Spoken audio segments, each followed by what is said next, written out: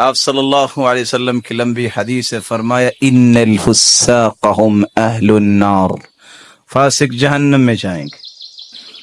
قالوا من الفساق، فرمایا فاسق کون ہے؟ قال النساء، عورتیں فاسق۔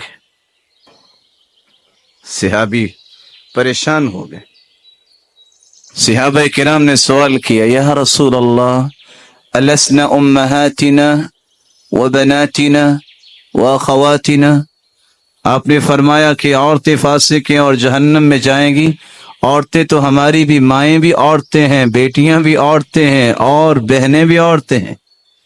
قال نعم إذا أعطين لم يشكرن وإذا ابتلين لم يصبرن، میں ان عورتوں کی بات کر رہا ہوں جن کو اللہ نے بہت کچھ دیا ہو وہ شکر نہیں کرتی، جب معمولی سی آزمائش آ جائے صبر نہیں کرتی، بے صبری کرنے والی، نہ شکری کرنے والی عورتیں فاسق ہیں۔ میں باقیوں کی بات نہیں کر۔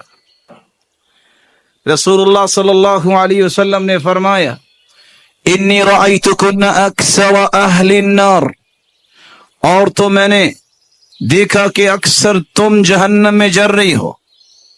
ام یعقوب رضی اللہ تعالی عنہ، ایک بہادر عورت، سوال کرتی ہے، خطیبہ، یا رسول اللہ ما لنا اکثر اہل النار، اللہ کے رسول ہم کیوں کثرت سے جہنم میں، مرد کیوں نہیں؟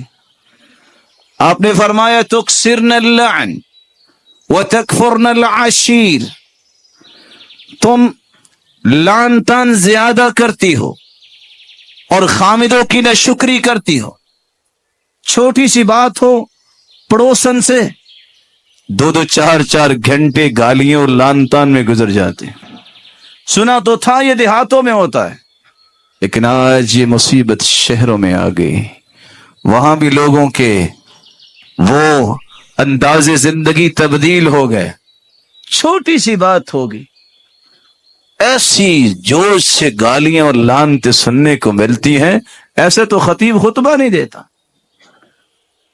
سر پہ دوپٹہ نہیں ہے، سخت گرمی کا اگر موسم ہو، لڑائی جاری ہو، سیدھی شعاعیں دماغ پہ پڑے وہ بھی ابلنے لگ جاتا ہے، آخر تھک ہار کے اسے کہنا پڑتا ہے اپنے دوپٹے یا اپنی جھولی کو پکڑ کے، اچھا پھر تینوں میرا صبر ہی پوے۔ میں سوچتا ہوں اگر یہ تھکے نہ تو یہ خطبہ زور تک چلنا تھا۔ لعن تان نہ کرو، وَتَكْفُرْنَ الْعَشِيرَ، تم خامدوں کی ناشکری کرتی ہو، ساری زندگی آپ کے ساتھ کوئی بھلائی کرے، جب کبھی موڈ آف ہو جائے اور اس کی بات کی پسند نہ آئے تو تم لفظ یہ بولتی ہو مَا رَأَيْتُ مِنْكَ خَيْرًا قَطْ، میں نے پوری زندگی تجھ سے کوئی بھی خیر نہیں پائی۔